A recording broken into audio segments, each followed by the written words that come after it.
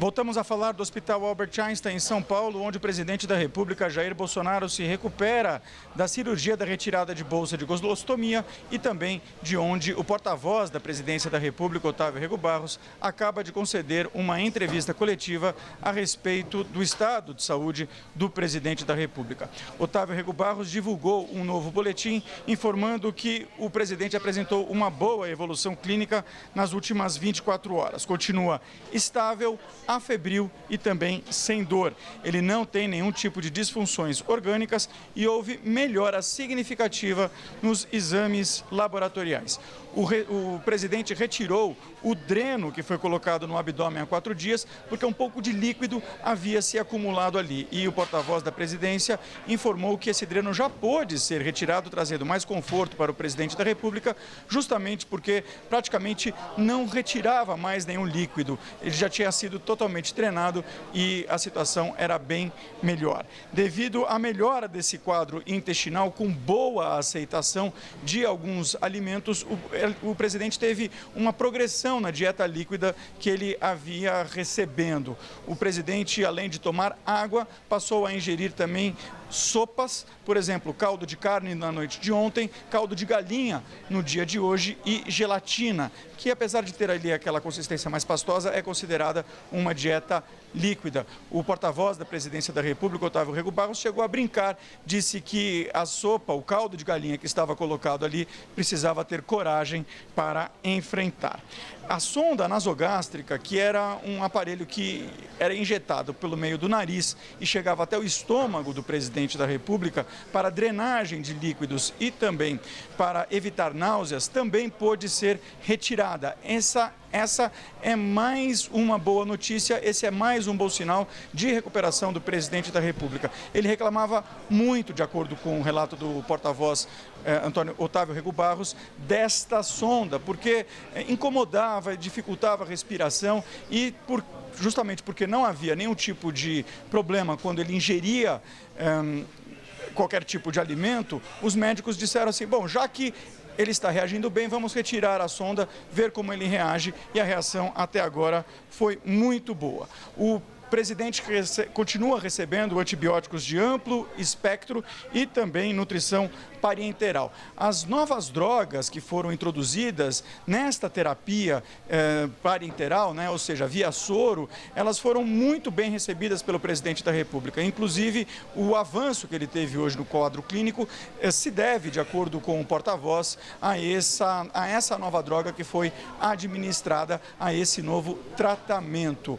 O presidente teve de receber isso porque foi identificado por meio de exames de imagem um quadro de pneumonia, mas ele permanece sem febre e por conta dessas novas drogas o quadro avançou bastante. Agora, o fim da pneumonia só será decretada de acordo com os relatos médicos repassados aqui pelo porta-voz da presidência, quando fizerem novos exames laboratoriais e de imagens. Os exames laboratoriais já estão bastante satisfatórios, mas será agendada ainda uma nova ida ao Centro de Laboratórios de Imagem para que o presidente faça esse tipo de exame e seja totalmente descartada a existência de qualquer problema no pulmão, em especial a pneumonia. Estão sendo mantidas medidas também de prevenção de trombose venosa, sendo realizados exercícios respiratórios de fortalecimento muscular e períodos de caminhada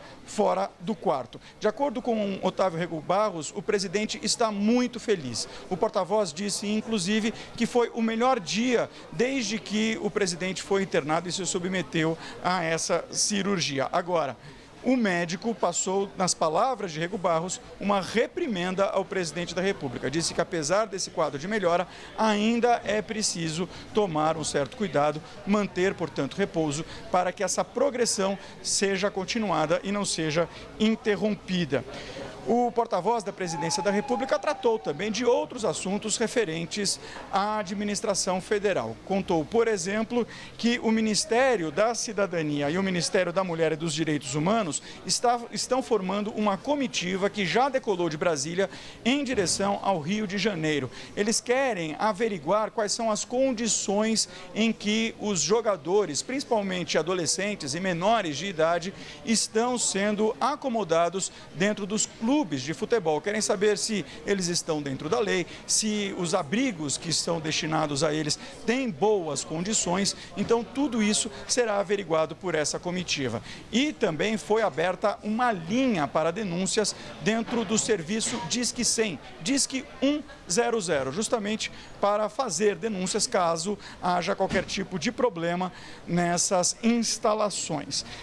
O presidente também está recebendo neste momento a visita do ministro da Infraestrutura, Tarcísio Gomes de Freitas. Ele veio aqui até o hospital conversar com o presidente da República a respeito de uma nova lei para disciplinar a atividade de agentes aeroportuários. Esta conversa está ocorrendo no centro de uma espécie de escritório, o gabinete para despachos que foi montado aqui pela equipe da Presidência da República, ao lado do quarto onde o presidente permanece internado. O porta-voz da Presidência da República informou ainda que o vice-presidente Hamilton Mourão conversou com Jair Bolsonaro pelo telefone. Hamilton Mourão, que está participando de um encontro para celebrar o comércio entre Brasil e China. De acordo com Otávio Rego Barros, o presidente da República o felicitou pela maneira pela qual tem conduzido as reuniões ministeriais no Palácio do Planalto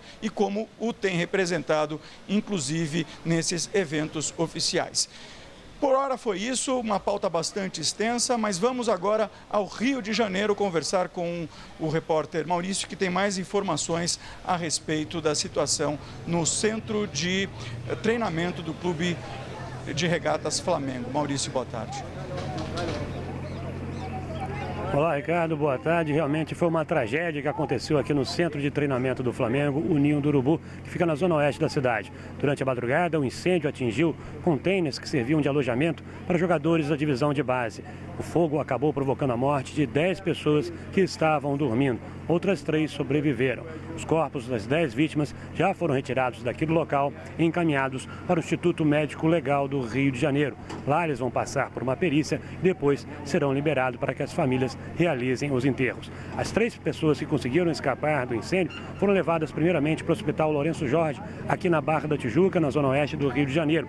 Depois, 2 dessas vítimas foram encaminhadas para um hospital particular, o Hospital Vitória. Segundo o último boletim médico, o estado de saúde desses 2 jogadores da divisão de base do Flamengo que foram encaminhados para o Hospital Vitória é estável. Eles sofreram diversas queimaduras, mas não correm risco de morrer. Já uma terceira vítima foi encaminhada para o Hospital Estadual Pedro II, onde existe um centro de referência para tratamento de queimados.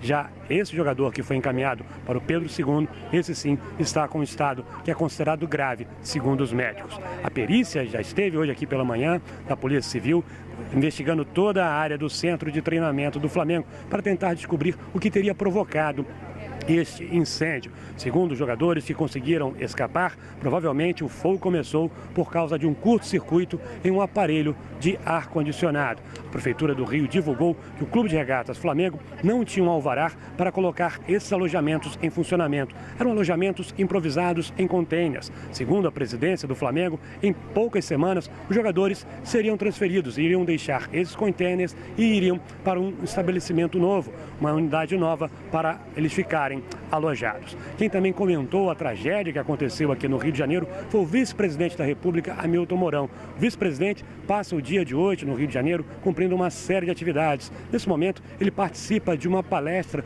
para jovens empreendedores num hotel da Zona Sul do Rio de Janeiro. Primeiro, logo na parte da manhã, Hamilton Mourão publicou em sua rede social, no Twitter, uma lamentação prestando solidariedade às famílias das vítimas e falando Força Flamengo. É bom lembrar que o vice-presidente da República já falou diversas vezes que torce para o Flamengo. Ele não esconde essa paixão que ele tem para o clube rubro-negro. E aqui, durante a passagem pelo Rio de Janeiro, o vice-presidente Hamilton Mourão conversou com a NBR e falou um pouquinho mais sobre essa tragédia. Vamos conferir.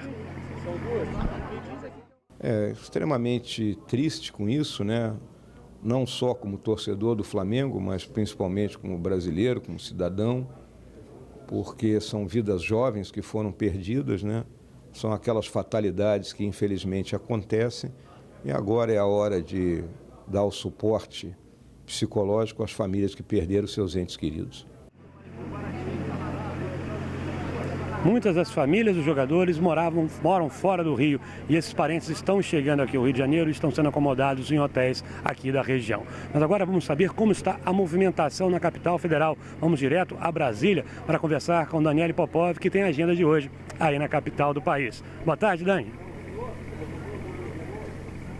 Olá, Maurício. Boa tarde para você, boa tarde a todos. Eu estou aqui no Ministério da Saúde, onde foi assinada agora há pouco uma carta de compromisso que traz aí medidas de prevenção à gravidez na adolescência. Essa carta foi assinada por 4 ministérios: da Saúde, da Educação, da Cidadania e da Mulher, Família e Direitos Humanos. Houve então uma entrevista coletiva aqui no dia de hoje, sexta-feira, que é o último dia dessa semana de prevenção à gravidez na adolescência, instituída aí pela lei, uma lei sancionada pelo presidente Jair Bolsonaro. Bom, durante a entrevista coletiva, a ministra da Mulher, Damares Alves, ela falou que esse esforço entre os 4 ministérios, eles vão trabalhar de forma transversal, ou seja, não vão ficar limitados apenas aos 4 ministérios que eu citei. Isso vai ser trabalhado de forma conjunta, completa, com todo o governo federal. Então, a ideia é que essas ações sejam uniformizadas. A ministra destacou ainda o fato dessa semana de prevenção ser realizada próximo do Carnaval. Ou seja, um momento que já concentra ações do governo para a prevenção de gravidez, não só na adolescência, e também de prevenção à proliferação de doenças sexualmente transmissíveis. Bom, o ministro da Saúde, Luiz Henrique Mandetta, ele também falou aqui nessa entrevista coletiva, ele ressaltou alguns índices das consequências da gravidez na adolescência, né? Como, por exemplo, a evasão escolar, mortalidade infantil, parto prematuro nessa faixa etária, mas ele também trouxe dados, por exemplo, ele disse que o Ministério vinha observando uma queda tímida na gravidez na adolescência das regiões sul, de adolescentes, né, nas regiões sul e sudeste. O ministro explicou, então, que esse é um desafio não só de saúde, é um desafio regional e cultural. O ministro da Educação, Ricardo Vélez, ele afirmou que essa carta compromisso ela é simbólica no sentido de mostrar o compromisso do governo com os cidadãos e os problemas que o cidadão enfrenta. O ministro disse ainda que o MEC ele vai verificar o que será necessário atualizar, levando em consideração aí as novas demandas da sociedade e também novos conhecimentos científicos. Bom, e nós podemos voltar a qualquer momento com outras informações aqui na nossa programação, na NBR. Você continua com a gente na NBR, a TV do Governo Federal.